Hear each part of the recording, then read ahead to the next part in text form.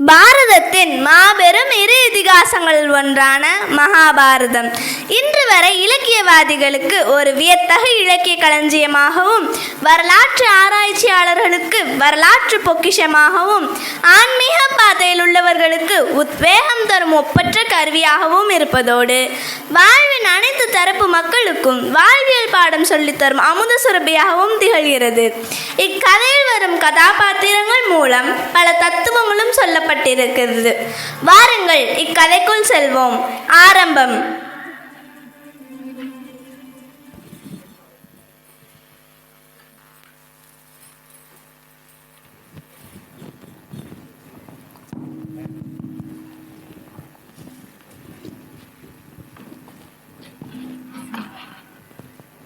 திரேதாயுகத்தில் கௌஷிகன் என்ற மகாராஜா வாழ்ந்து வந்தார். ரிஷிகளுக்கும் முனிவர்களுக்கும் இருக்கும் சக்தியை பார்த்து அவர்கள் முன் அரசனது பலம் ஒன்றும் இல்லை என்பதை உணர்கிறார். தானும் முனிவராக வேண்டும் என்று காட்டிற்குள் சென்று தவம் செய்ய துவங்கினார். இதை கண்ட இந்திரன், கௌஷிகன் தனது இலக்கை அடைந்துவிட்டால் தனது பதவிக்கு ஆபத்து வந்துவிடுமோ என்ற பயம் வந்தது. எனவே மாயவலை வீசி அப்சரஸ் மேனகையை அனுப்புகிறான். தன் முயற்சியால் வெற்றி பெற்ற மேனகை ஒரு பெண் குழந்தைக்கு தாயானாள். அந்த பெண் குழந்தையே சகுந்தலை. கௌஷிகன் என்ற மகாராஜா பின்னர் விஸ்வாமித்திரர் ஆனார். சகுந்தலைக்கும் மன்னன் துஷ்யதனுக்கும் திருமணமாகிறது. அவர்களுக்கு பிறக்கும் குழந்தையே பரதன். பாரதம் என்ற நம் தேசத்தின் பெயர் அவரிடமிருந்தே பிறந்தது. பரதனுடைய 14வது குருவம்சத்தில் பிரதீபன் என்ற ஒருவன் பிறக்கிறான். பிரதீபனுக்கும் மங்கை சகுந்தலைக்கும் திருமணமாகிறது. அவர்களுக்கு பிறக்கும் குழந்தையே சந்தனு மகாராஜா. நாடகம் ஆரம்பம். ராஜாதிராஜர், ராஜகுலத்திலவர், சந்திரகுரு வம்சத்தின் அரசர், பிரதீப மன்னரின் ஒரே மகனான சந்தனு மகாராஜா வருகிறார் வருகிறார் வருகிறார்.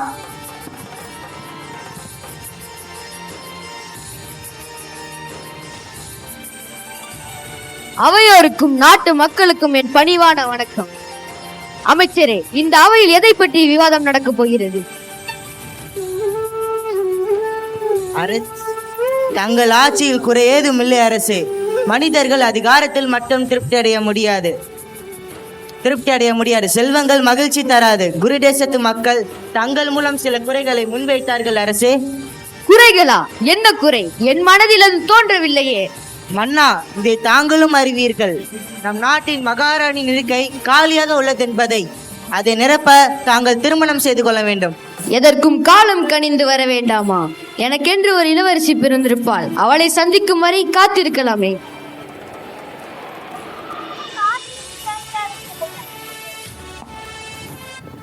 காட்டிற்கு வேட்டையாட செல்லுதல்.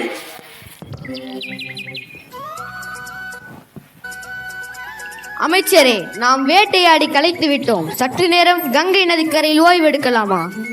சரி அரசே, தங்கள் பேச்சுக்கு மறு பேச்சு இல்லை. தாங்கள் இங்கு ஓய்வெடுங்கள். நான் சற்று தூரத்தில் உள்ள சோலைக்கு சென்று வருகிறேன்.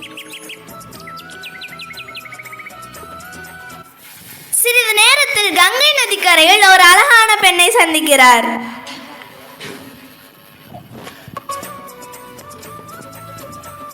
பெண்ணே, யார் நீ? இங்கு என்ன செய்கிறாய் தனியாக? நான் தான் கங்கை, பகீரதனின் மகள். தாங்கள் யார் என்று தெரிந்து கொள்ளலாமா? நான் குரு வம்சத்தின் அரசர் பிரதீபனின் புதல்வன். கடந்த தினம் வரை எந்த பெண்ணும் என் மனக்கதவை தட்டியதில்லை. ஆனால் இப்பொழுது எனக்கு ஒரு ஆசை வந்துவிட்டது. அஸ்தினாபுரத்து இருக்கையை நீ அலங்கரிக்க வேண்டும். நாம் இருவரும் திருமணம் செய்து கொள்ளலாமா? ஆம், திருமணம் செய்து கொள்ளலாம். ஆனால் ஒரு நிபந்தனை. நான் உங்களுக்கு மனைவியாகும் தருணத்தில் நான் எதை செய்தாலும் தாங்கள் என்னை தடுக்கக்கூடாது. நான் செய்வது எவ்வளவு கொடுமையாக, நீதிக்கும் புறமான விஷயங்களாக இருந்தாலும் தாங்கள் என்னை கேள்வி கேட்கக்கூடாது. அப்படி தாங்கள் கேட்டால் அப்பொழுதே உங்களை விட்டு பிரிந்து விடுவேன். இதற்கு ஒப்புக்கொண்டால் திருமணம் செய்து கொள்ளலாம். சரி தேவியாரே. தாங்கள் நாளை வருத்தப்படவும் கூடாது. வருத்தப்பட மாட்டேன். சரி, வாருங்கள். இப்பொழுதே சிவனை சாட்சியாக வைத்து திருமணம் செய்து கொள்வோம்.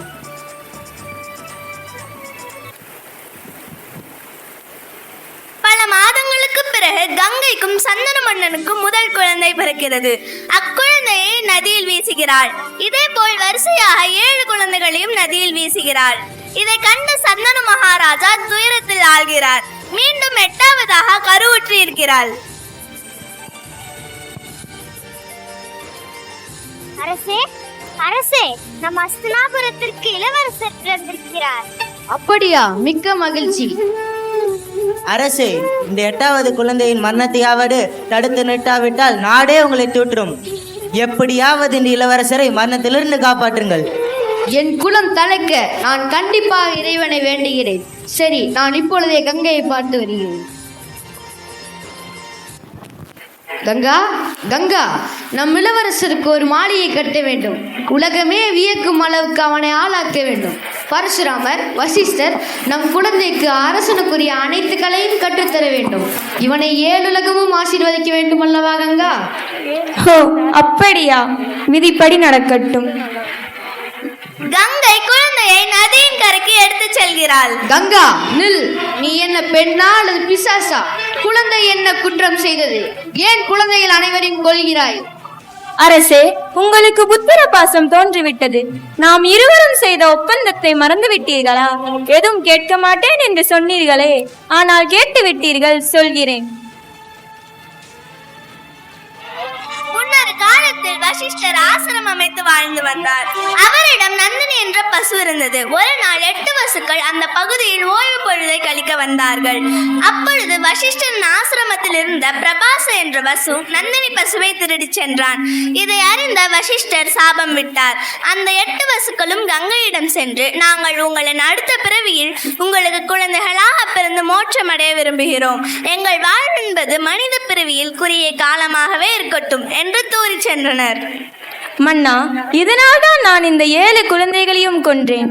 இந்த 8வது குழந்தைதான் நீண்ட காலம் வாழும் போல் இருக்கிறது. இந்த குழந்தைதான் பிரபாச என்ற பசு.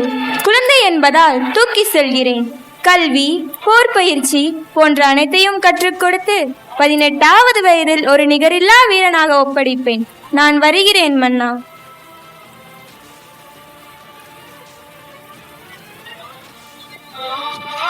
18 ஆண்டுகளுக்கு பிறகு சந்தன மகாராஜா தனது மனைவியையும் மகனையும் காண கங்கை ஆற்றங்கரையில் காத்திருக்கிறார். எப்படி இருக்கிறாய் கங்கா? என் மகன் எங்கே? மன்னா, இதோ உங்கள் மகன் தேவவிரதன். அன்னையே, இவர் யார்? ஏன் என்னை பற்றி விசாரிக்கிறார்? இவர்தான் என்னுடைய தந்தை அஸ்தினாபுரத்து பேரரசர் சந்தனு. மன்னா, நான் கூறியபடியே எல்லா கலைகளையும் கற்று வீரனாக ஒப்படைத்து விட்டேன். நான் விண்ணுலகம் செல்ல வேண்டும். இருவரும் விடை கொடுங்கள். சரி, விடை பெற்றுக்கொள். விசித்திர வீரியனுக்கு பெண் பார்க்கும் நிகழ்வு.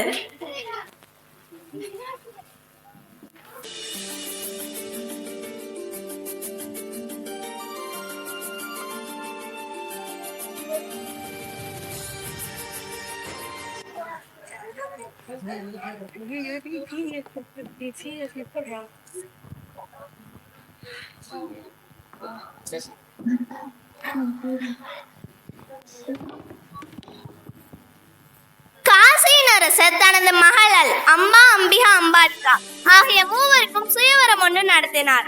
பிரசித்தி பெற்ற இளவரசர்கள் அந்த அவையில் கூடியிருந்தனர்.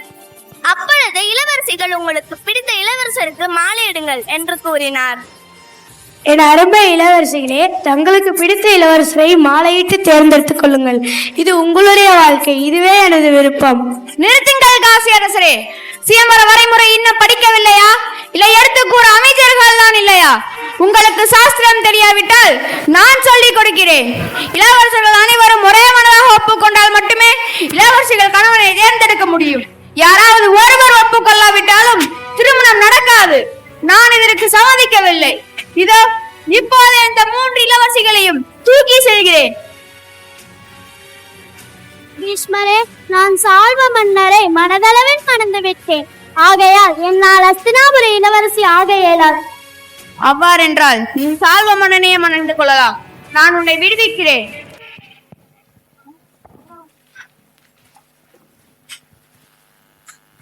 அம்பிகாவுக்கும் அம்பாலிகாவுக்கும் விசித்திர வீரனுடன் திருமணம் நடக்கிறது.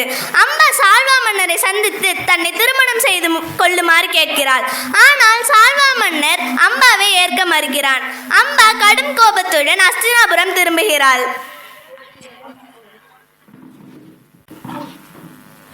பீஷ்மா, நான் அம்பா வந்திருக்கின்றேன். நீ எனக்கு நீதி அளிக்க வேண்டும். சால்வ மன்னன் என்னை ஏற்க மறுத்துவிட்டான். நீயே என்னை திருமணம் செய்து கொள்ள வேண்டும். அம்பா, நான் பிரம்மச்சரிய விரதம் பூண்டவன். என்னால் யாரையும் திருமணம் செய்து கொள்ள முடியாது. என் சத்தியத்தை என்னால் மீற முடியாது. இதுதான் நீதியா? என் வாழ்க்கையை நிர்மூலமாக்கிவிட்டு என்னை கைவிடுகிறாயா? நீயே என் வாழ்க்கையை சீர்குலைய செய்தாய். அதற்கு நீயே பொறுப்பேற்க வேண்டும். உன்னை திருமணம் செய்து கொள்வதை தவிர நீ வேறு வழியை தேடலாம். உனக்கு என்னை திருமணம் செய்ய முடியாதென்றால் நான் இந்த அவமானத்திற்கு பழி வாங்குவேன். நீயே என் வாழ்க்கையை அழித்து விட்டாய். தர்மத்தின் பெயரில் என்னை வதைத்து விட்டாய். இந்த அநீதிக்காக நான் பழி வாங்காமல் இருக்க மாட்டேன். நீ ஒரு வீரனாக இருக்கலாம். நீ செய்த இந்த கொடிய பாவத்திற்கு நீ அழிய வேண்டும். உன் பிரம்மச்சரியம் ஊழைய வேண்டும். உன்னை அழிப்பதே எனது நோக்கம். அம்பா சிவனை வழிபட்டு மறுபிறவியில் பீஷ்மரை அளிக்க பிறக்க வேண்டும் என தவம் புரிகிறாள். சில காலம் கழித்து விசித்திர வீரன் இறந்து விடுகிறான். அஸ்தினாபுரத்திற்கு வாரிசு இல்லாமல் போய்விடுமோ என்று பயம் கொள்கிறாள் சத்தியவதி. மகனே பீஷ்மா, நம் நாட்டிற்கு வாரிசு இல்லாமல் இருப்பதே நீ என் மனம் மிகுந்த வேதனை அடைகிறது. தாயே, எனது சத்தியமும் சபதமும் தாங்கள் அறிவீர்கள்.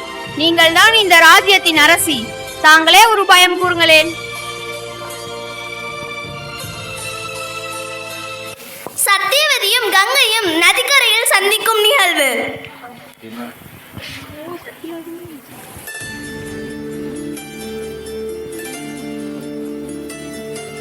தேவியாரே, தங்கள் மகன் பிரம்மச்சரியம் மேற்கொண்ட போது தாங்கள் ஏன் தடுக்கவில்லை?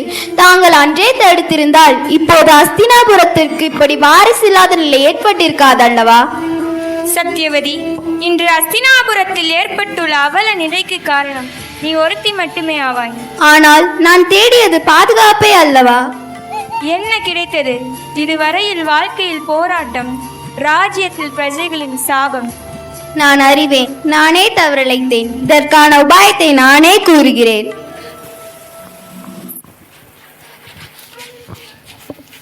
மகனே, இதற்கான உபாயத்தை நானே கூறுகிறேன்.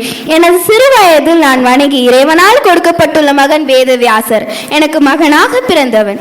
அவன் மூலம் நம் நாட்டிற்கு வாரிசு வர வேண்டும். வாரிசு இல்லாமல் ஒரு நாடு அழிவது தர்மத்திற்கு அழிவை தரும். கண்டிப்பாக உங்கள் வாக்கை நிறைவேற்றுவேன் தாயே.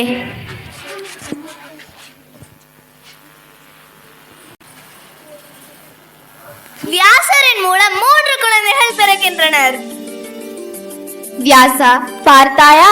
என் பேரன்கள் 7 உலகையும் ஆள பிறந்தவர்கள். நான் சொல்வது சரிதானே? நீதான் அவர்களுக்கு பெயர் சூட்ட வேண்டும்.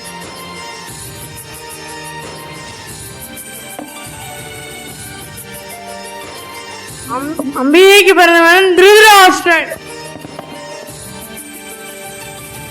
அம்பாலிகைக்கு பிறந்தவன் பாண்டு. பனிப்பெண் சிவைக்கு பிறந்தவன் விதுரன் என பெயர் சூட்டுகிறேன். அனைவரும் சீரும் சிறப்புமாக வளர்கிறார்கள். नमस्कार आपको भीष्म। हम नमस्कार। भगवान क्या करते हैं? मैं तो हमारे मित्रता को रिश्ते बदलने आया हूँ। अब एक महान युद्ध है, आप हमारे राज्य में आएंगे। आपका आदर करना हमारा फर्ज बनता है। आदित्य सत्कार और प्रेम देखकर बहुत आनंदित हुआ हूँ। आदित्य सत्कार और प्रेम के सिवा हम देवी क्या सकते?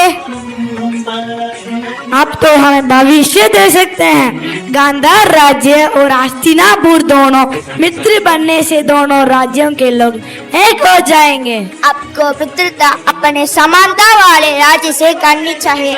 हमारा राज्य तो बहुत छोटा है। आपको राज्य हमारे राज्य से समानता वाला करनी चाहिए।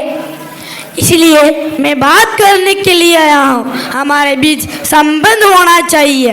आपकी बेटी गांधारी सर्वगुण संपन्न है, उसके जैसा पूरे ब्रह्मांड में कोई नहीं है। मैं आपसे उसका कन्यादान मांगने आया हूँ। आप मेरी आशा को निराशा में मत बदलना। आप तो ब्रह्मचर्य धारण किए हैं। गांधारी मेरी पुत्री के समान है। मैं तो राजकुमार की वधू के रूप में लेने आया हूँ। क्या ये वह राजकुमार पांडु के लिए है? नहीं, पांडु के लिए यह वर नहीं है। पांडु से बड़े धृतराष्ट्र के लिए गांधारी को मांगने आया हूँ। गांधारी का जन्म तो चंद्रवंश को बढ़ाने के लिए हुआ है। आप हस्तिनापुर से साथ संबंध बनाएंगे तो आप भी चक्रवर्ती बन जाएंगे। ऐसा है तो आप तो अपनी ताकत का लाभ करने के लिए गांधार देश आए हैं। मैं गांधार देश के साथ रिश्ता करने आया हूँ, लाभ लेने नहीं। आप हस्तिनापुर से लाभ ले सकते हैं। यह गांधारी के लिए अच्छा वरदान है। आप अपना निर्णय बताइए। हाँ, मैं रिश्ता स्वीकार करता हूँ।